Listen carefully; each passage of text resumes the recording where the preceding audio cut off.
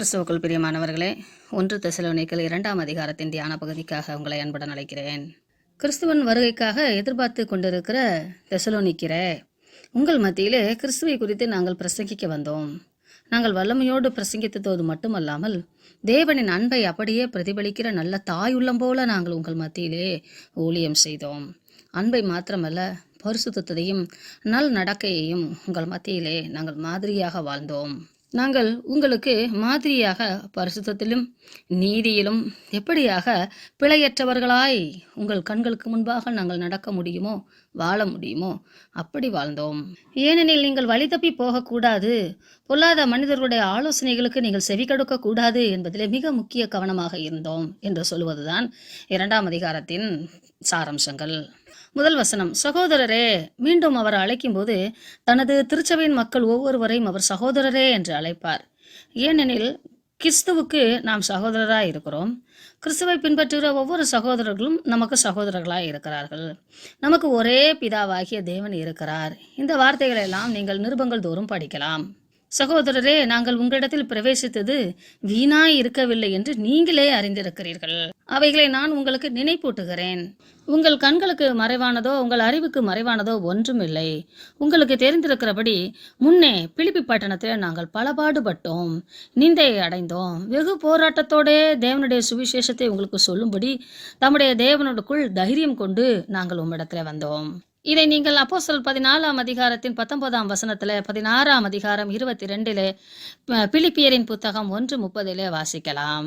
அசுத்த ஆவியினால் பிடிக்கப்பட்டிருந்த ஸ்திரீ விடுவிக்கப்படுவதும், அதனால் பவுலும் சீலாசும் சிறைச்சாலை சென்றதும், அங்கு பூகம்பம் நடந்ததும், அந்த சிறைச்சாலை அதிபதி குடும்பத்தோடு ஆண்டவரை ஏற்றுக்கொண்டதும் நீங்கள் நினைவு கொள்ள வேண்டும்.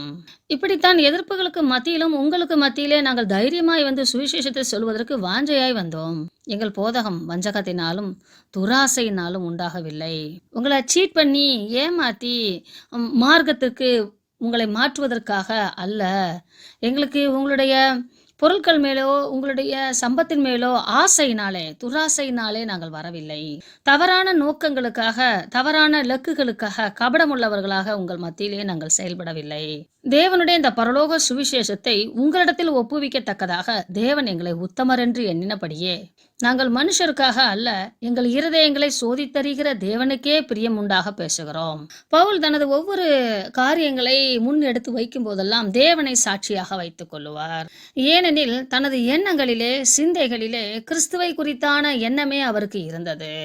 ஆதலால் இந்த உலக பிரகாரமான பொல்லாத மாய்மாலமான வாழ்க்கையை அவர் வெறுத்தார். அதை அவர் சுவிகாரம் செய்யவில்லை, வாழவில்லை. இந்த பூமியிலே வாழும்போதே கிறிஸ்துவின் தன்மையிலே அவர் வாழ்ந்தார் என்பதை அவர் தாமே வெளிப்படுத்துகிறார். பல வேளைகளையே நாம் மாய்மாலமான இந்த உலக வாழ்க்கைக்கு இழுப்புண்டு நாம் கபட்டு வாழ்க்கை, மாய்மாலமான வாழ்க்கை, 2 வாழ்க்கை வாழுகிறவர்களாய் காணப்படுகிறோம்.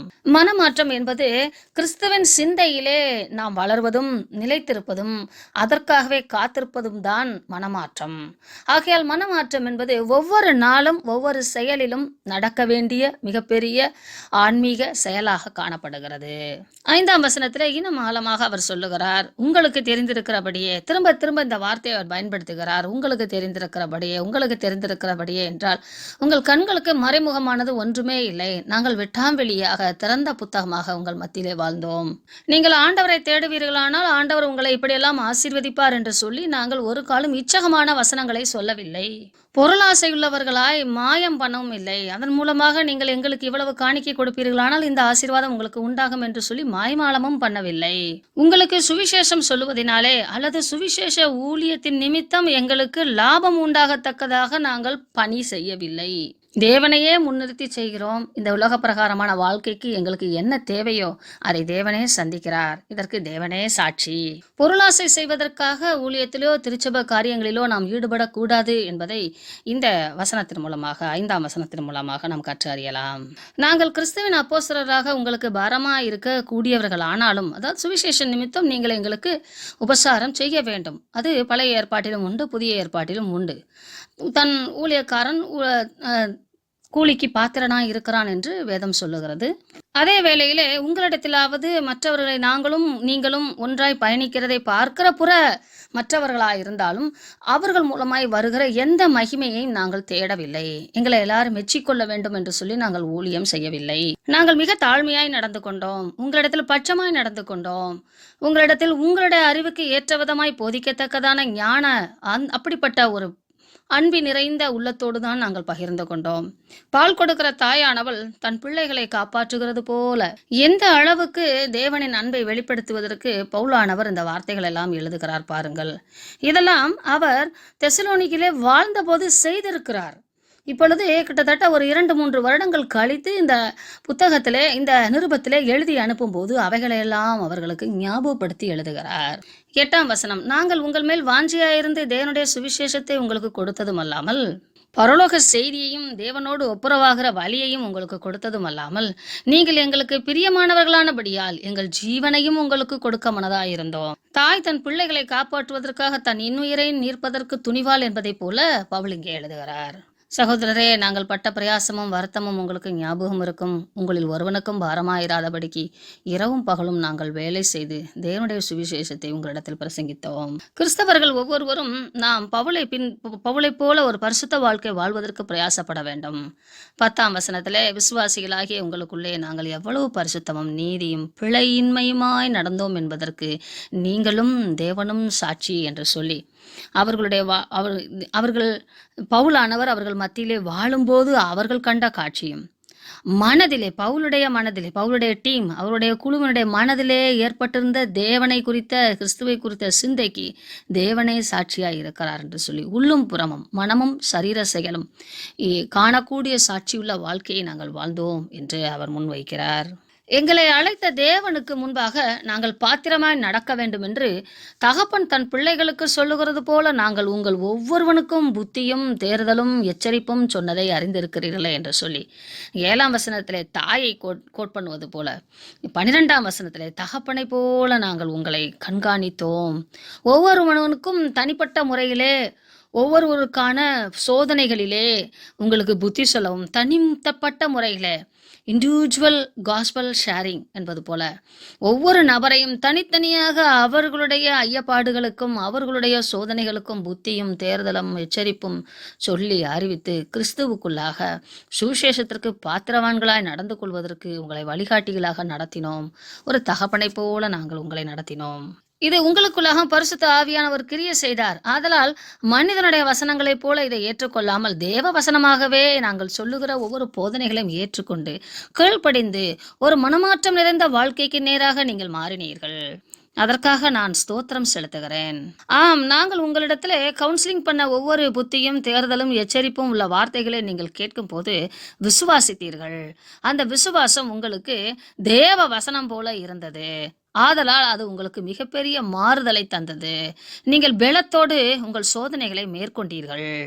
13ஆம் வசனத்திலே இப்படி நாம் வாசிக்கிறோம். 14 எப்படி எனில் சகோதரரையே, யூதாயா தேசத்தில் கிறிஸ்து இயேசுக்குள்ளான தேவனுடைய சபைகளை நீங்கள் பின்பற்றினவர்களாகி, அதாவது யூதாயா தேசத்துல பரிசேயர்களும் சதுசேயர்களும் யூதர்களும் வாழ்ந்தாலும் கிறிஸ்துவை ஏற்றுக்கொண்டிருக்கிற சபையை நீங்கள் பின்பற்றி அவர்கள் யூதராலே எப்படி பாடுபட்டார்களோ அப்படியே நீங்களும் உங்கள் சுய ஜனங்களாலே பாடுபட்டீர்கள்.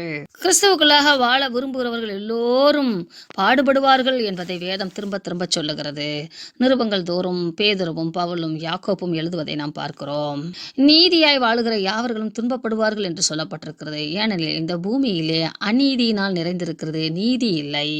ஆதலால் அநீதி நிறைந்த இந்த உலகத்திலே நீதியாய் வாழுகிற ஒவ்வொருவரும் துன்பப்படுவார்கள். அப்படிப்பட்ட துன்பம் வரும்போதெல்லாம் பரலோகத்திலே நமக்கு பொக்கிஷ வைப்பாக கணக்கு சேர்க்கப்படுகிறது என்பதை நினைத்துக் கொள்வோமானால் துன்பத்தை சகித்துக் கொள்வோம். இந்த உலகம் பொல்லாத மார்க்கத்திலே இருக்கிற யூதர்கள் கர்த்தராகிய இயேசுவையும் தங்கள் தீர்க்கதரிசிகளையும் கொலை செய்தவர்கள், கிறிஸ்துவையே கொலை செய்தவர்கள் எங்களை துன்பப்படுத்தாமல் விடுவார்களா?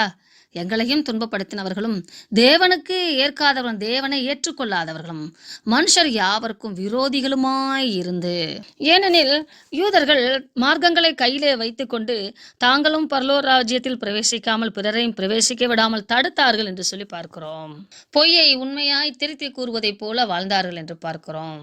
அதாவது தேவனின் முழுமையான பிரமாணங்களை எடுத்து போதிக்க புரியாமல் தங்களுக்கு சாதகமான வருமானம் நிறைந்த, அதிகாரம் நிறைந்த, மகிமை நிறைந்த அப்படிப்பட்ட காரியங்களை மட்டும் அவர்கள் பிரமாணங்களாக வைத்துக்கொண்டு பாடுகளையும் கஷ்டங்களையும் துன்பங்களையும் சாட்சியாய் வாழ்வதையும் நீதியையும் ஒழுக்கத்தையும் பரிசுத்தையும் விட்டுவிட்டார்கள். இதுல இன்னும் ஆழமாக பார்க்கும்போது ஆண் பெண் என்ற பேகுபாடும் அடிமைத்தனங்களும் அதிகமாக தலைவிரித்தாடியது. எங்கே சகோதர சிநேகம் இல்லையோ அங்கே பிசாசினால் வழிநடத்தப்படுகிறார்கள் என்பதற்கு எந்த மாற்று கருத்தும் இல்லை. இந்த அடிப்படையிலே நம்மை நாமே சோதித்து ஆராய வேண்டும். இவர்கள் மனுஷர் யாவருக்கும் விரோதிகளாய் இருக்கிறவர்கள் என்று பவுல் எழுதுகிறார். 16ஆம் வசனம், புறஜாதியார் ரட்சிக்கப்படுவதற்கு நாங்கள் அவர்களோட கூட பேசாதபடிக்கு தடை பண்ணுகிறார்கள். இவ்விதமாய் எக்காலத்திலும் தங்கள் பாவங்களை நிறைவாக்குகிறார்கள். அவர்கள் மேல் கோபாக்கினை பூரணமாய் வந்திருக்கிறது. இந்த பூமிக்குரிய லாப நோக்கத்தோடு புற ஜாதிகளுக்கு, மற்ற ஜாதிகளுக்கு சுவிசேஷம் அறிவிப்பதை தடை பண்ணுகிற ஒரு கூட்டங்களும் உண்டு. அதாவது கிறிஸ்தவர்களே கிறிஸ்துவின் பிரச்சாரத்திற்கு, கிறிஸ்துவின் பரலோக அந்த மேன்மைக்கு, பரலோக ராஜ்யம் பூமியிலே கட்டப்படுவதற்கு தடையாய் இருப்பவர்களாய் இருக்கிறார்கள். பிறருக்கு எந்த ஜாதியரானாலும் சுவிசேஷம் அறிவிப்பதற்கு ஹெசிடேஷன், வெறுப்பு இருக்குமானால் கிறிஸ்துவின் அன்பு நமக்குள் இல்லை என்று அர்த்தம். அல்லது பூமிக்குரிய வாழ்வுக்காக, அல்லது பூமிக்குரிய சௌகரியங்களுக்காக, பூமிக்குரிய வாய்ப்புகளுக்காக நாம் சுவிசேஷத்தை பின்பற்றுகிறோம் என்று அர்த்தம். அவர்கள் மேல் தேவ கோபாக்கினை பூரணமாய் வருமாம். பவுல் யூத வம்சத்திலே பிறந்து வளர்ந்திருந்தாலும் பரிசேயர்கள் சதிசேயர்கள் செய்கிற அவர்கள் மார்க்கத்தை, பிரமாணங்களை கையிலே வைத்திருந்தாலும், இவரும் அந்த மார்க்கத்தையும் பிரமாணத்தையும் கற்று அறிந்து வாழ்ந்தவராயிருந்தாலும், கிறிஸ்துவின் அன்பை ருசித்த பின்பு எது சரி எது தவறு, நான் செய்து கொண்டிருப்பவைகளை எவைகளை நான் திருத்திக் கொள்ள வேண்டும் என்று சொல்லி ஆராய்ந்து திருத்தி கொண்டு அவைகளை பிறருக்கு போதித்தார் என்பதை பார்க்கும்போது மிகவும் ஆச்சரியமாய் இருக்கும். 17 சகோதரரே, நாங்கள் இருதயத்தின்படி உங்களோடு இருந்து சரீரத்தின்படி கொஞ்ச காலம் உங்களை விட்டு பிரிந்திருந்தபடினாலே உங்கள் முகத்தை பார்க்க வேண்டும் என்று மிகுந்த ஆசையோடு அதிகமாய் பிரயத்தனம் பண்ணினோம். தெசலோனிக்கிலிருந்து விரட்டப்பட்டார்கள் அல்லவா, அங்கிருந்து அவர் ஓரிடங்களாக தப்பித்து குறைந்து வந்து இருக்கிறார் அல்லவா, உங்கள் முகத்தை பார்க்க நான் ஆசையா இருக்கிறேன். எப்படி ஆகிலும் உங்கள் மத்தியிலே வந்து செல்லலாம் என்று மனதாய் இருந்தோம். பவுலாகிய நானும் வருவதற்கு மனதாய் இருந்தேன். சாத்தானோ எங்களை தடை பண்ணினான். பவுலுடைய ஊழியங்கள் எல்லாமே சாதகமான சூழலாய் அமைந்தது என்று நாம் சொல்ல முடியாது. பிசாசோடும் அவன் போராடிதான் ஒவ்வொரு காரியங்களையும் செய்கிறார். பிலிப்பியருக்கு சொல்லுவது போலவே இங்கேயும் சொல்லுகிறார். 19ஆம் வசனம், எங்களுக்கு நம்பிக்கையும் சந்தோஷமும் மகிழ்ச்சியும் கிரீடமாய் இருப்பவர்கள் யார்? நீங்கள் தானே. பரலோகத்திலே நானும் கிறிஸ்துவும் உங்களை வரவேற்கும் போது நீங்கள் தான் என் நம்பிக்கை, நீங்கள் தான் என் சந்தோஷம், நீங்கள் தான் என் கிரீடம். அதாவது ஆத்தும ஆதாய பணியிலே பங்கெடுப்பவர்களுக்குத்தான் தேவன் கிரீடம் தருவார் என்பதை பல இடங்களிலே பவுல் சுட்டி காட்டுகிறார். எனக்காக அந்த கிரீடம் வைக்கப்பட்டிருக்கிறது, அதை நோக்கி நான் ஓடுகிறேன் என்றும் அவர் சொல்லுகிறதை பார்க்கிறோம். சுவிசேஷத்தின் நிமித்தமாக பங்களிப்பு கொடுப்பவர்களுக்கு மாத்திரமே கிரீடம் உண்டாகும், மகிழ்ச்சி உண்டாகும், சந்தோஷம் உண்டாகும். 2ஆம் வருகையிலே கிறிஸ்து வந்து நிற்கும்போது ரட்சிக்கப்பட்ட இந்த தெசலோனிக்க சபை மக்களும் அவர் சந்நிதியிலே நிற்பார்களாம். அது அவருக்கு, பவுலுக்கு மிகப்பெரிய கிரீடம் போல இருக்குமாம். இந்த பவுலின் எழுத்துக்கள் மூலமாக ஆத்தும ஆதாய பணி எவ்வளவு முக்கியமானது என்பதை நாம் கண்டுகொள்ளலாம்.